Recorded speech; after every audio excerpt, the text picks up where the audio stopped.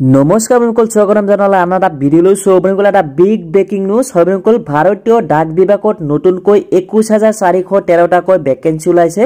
হয় বন্ধুসকল ঠিকই শুনিছে আপোনালোকে ইণ্ডিয়ান পোষ্ট অফিচত নতুনকৈ জিডিএছ অৰ্থাৎ গ্ৰামীণ ডাক সেৱকৰ কাৰণে আপোনালোকৰ 21413টা নতুনকৈ ভেকেন্সি ওলাইছে আৰু এই পদকেইটাৰ আবেদন কৰাৰ বাবে আপোনালোকে জাস্ট মেট্ৰিক পাছ কৰিব লাগে আৰু ইয়াত কোনো ধৰণৰ পৰীক্ষা বা এক্সাম দিব নালাগে জাস্ট আপোনালোকে এপ্লাই কৰি থলে হল আপোনালোকে যদি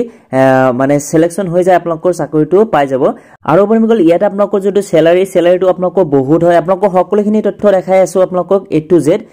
কেনেকুৱা কি পোষ্ট আছে আমাৰ অসমৰ কাৰণে কিমানটা পোষ্ট আছে এপ্লাই কৰা প্ৰসেসটো কি বা আপোনালোকে এপ্লাই কৰাৰ বাবে আপোনালোকক কিমান টকা পে কৰিব লাগে সকলোখিনি তথ্য আপোনালোকক দেখাইছো A to Z তো ভিডিওটো আপোনালোকে প্ৰথমৰ পৰা হেকলৈকে চাব কিন্তু এইখিনিতে এটা ইম্পৰ্টেন্ট কথা আমাৰ মিষ্টাৰ সকম ইউটিউব চেনেলত যদি আজি ভিডিওটো প্ৰথমবাৰ কেনে চাইছে এতিয়ালৈকে আমাৰ চেনেলটো সাবস্ক্ৰাইব কৰা নাই প্লিজ সাবস্ক্ৰাইব কৰি লব এনেকুৱা জব ৰিলেটেড ভিডিও বিলাক আপোনালোকে আগন্তুক পাই থাকিব সো প্লিজ আপোনালোকে সাবস্ক্ৰাইব কৰি লব তো যেনক আপোনালোকক প্ৰথমে আমাৰ যেটো অফিচিয়াল ৱেবসাইট হয় newsapart.com বুলি আপোনালোকে যদি গুগলত গৈ সাৰ্চ কৰে newsapart.com তো যদি আপোনালোকে এনেকুৱা সাৰ্চ কৰি দিয়ে আমাৰ যেটো অফিচিয়াল ৱেবসাইট হয় হেতু খুল খাব এটা আপোনালোকে নিশ্চয় চাই আছে এই ৱেবসাইটত আহি আপোনালোকৰ সকলোখিনি তথ্য পাই যাব আপোনালোকে এই ভিডিওটো যে চাই আছে ভিডিওটো ডেসক্ৰিপচনত এটা লিংক আছে হেতু প্ৰথম যেটো লিংক হয় হে লিংকত ক্লিক কৰিলে আমাৰ এই ৱেবসাইটটো খুল খাব আৰু এটা আপোনালোকে চাব পাৰিব যে ইয়াতে দিয়া আছে প্ৰথম যেটো ইণ্ডিয়া পোষ্ট জিডিএছ বুলি এটা দিয়া আছে তো এতে জাস্ট ক্লিক কৰিব আৰু আমাৰ ভিডিওটো ডেসক্ৰিপচনত যেটো লিংক আছে এই লিংকত ক্লিক কৰিলে আপোনালোকে ডাইৰেক্ট এইখন পেজতে আহি পাব তো যেনক এনেকুৱা আপোনালোকে যদি আহাৰ পিছত আপোনালোকে চাব পাৰিব যে সকলোখিনি তথ্য দিয়া আছে প্ৰথমে আপোনালোকক দেখাই আছো কি এটা আপোনালোকৰ যেটো ওভাৰভিউ আপোনালোকে চাব পাৰিব যে অৰ্গানাইজেচন ইণ্ডিয়া পোষ্ট আৰু পোষ্ট নেম হল জিডিএছ অৰ্থাৎ গ্ৰামীণ ডাক সেৱক টোটাল ভেকেন্সি আছে আপোনালোকৰ 21413 অনলাইন মোডত আপোনালোকে আবেদন কৰিব লাগিব আৰু এটো লাষ্ট ডেট অনলাইন আবেদন কৰা লাষ্ট ডেট 3 মাৰ্চ অৰ্থাৎ এই অহা মাৰ্চ মাহৰ 3 মাৰ্চ লৈকে আপোনালোকৰ আবেদন কৰি চলি থাকিব তো তাৰ পিছত আপোনালোকৰ তলফালে যদি স্ক্ৰল কৰি এটা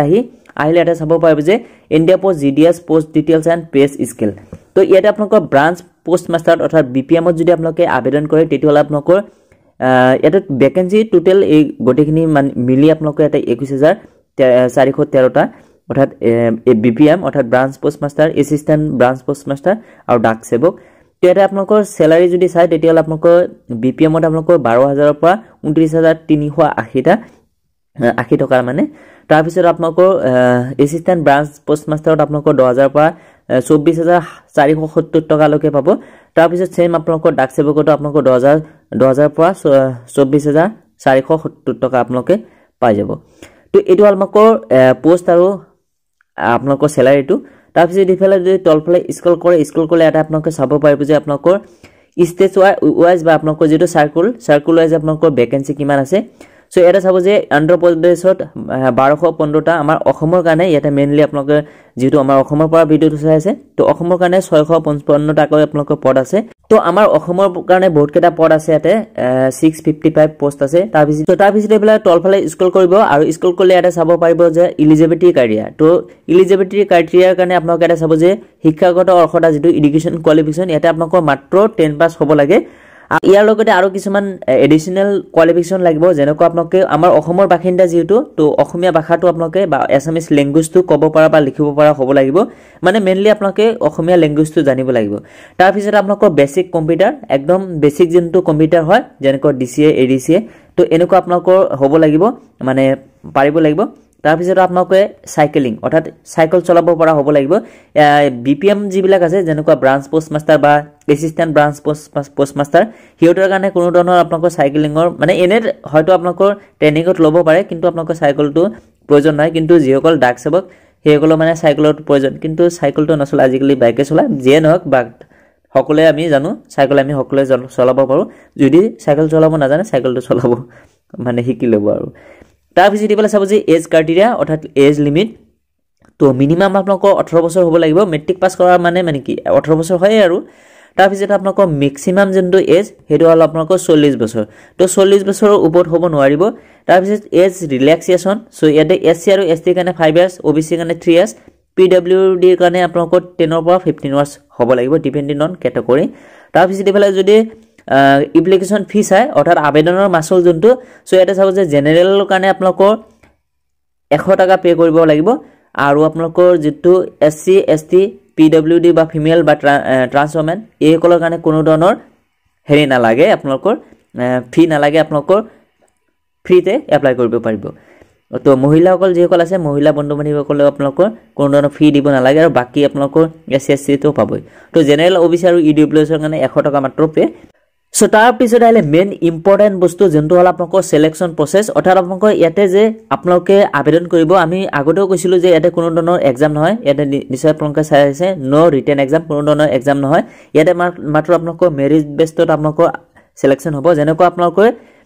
এটো কোৱা আছে এক নম্বৰত merit list automatically generated based on class 10 mark অৰ্থাৎ আপোনালোকৰ মেট্ৰিকত যে আপোনালোকে পাৰ্সেন্টেজ পাইছিলে সেই পাৰ্সেন্টেজৰ ওপৰত আপোনালোকৰ ব্যক্তি কৰি আপোনালোকক সিলেকশন কৰা হ'ব যেনেকৈ আপুনি যদি 80 পাইছে মই যদি 81 পাইছো তেতিয়ালে মই চাকৰিটো পাম আপুনি নাপায় মানে শৰ্ট লিষ্টত যদি আপোনালোকৰ 10 জনৰ নামটো ওলাই তো 81 নে পাব 82 নে পাব 80 যিজনে পাব হেতি নাপায় মানে কথাটো হল যে আপোনাৰ যদি 1% বেছি হৈছে তো আপোনালোকে পাই যাব কিন্তু মই 1% কম থাকাৰ কাৰণে নাপাও মানে মেৰিট লিষ্টটো নিশ্চয় আপোনালোকে বুজি পাইছে যাৰ পাৰ্সেন্টেজ বেছি হি মানে চাকৰিটো পাব তাৰ পিছত আপোনালোকে চাব যে ডকুমেন্ট ভেৰিফিকেশন তো শৰ্ট লিষ্ট ক্যান্ডিডেট বিলাক মাস্ট বি মানে ভেৰিফাই যিবিলাক ডকুমেন্টছ আছে সেইবিলাক অৰিজিনাল ল'ব লাগিব তাৰ পিছত ফাইনাল সিলেকশন আৰু ট্ৰেনিং আৰু বেসিক ট্ৰেনিংটো আপোনালোকৰ জয়নিংৰ আগতে হৈ যাব সো তাৰ পিছত আহিলে how to apply so apply প্ৰসেসটো আপোনালোকক নেক্সট ভিডিওটো দেখাই দিম কেনেকৈ আপোনালোকে আবেদন কৰিব লাগিব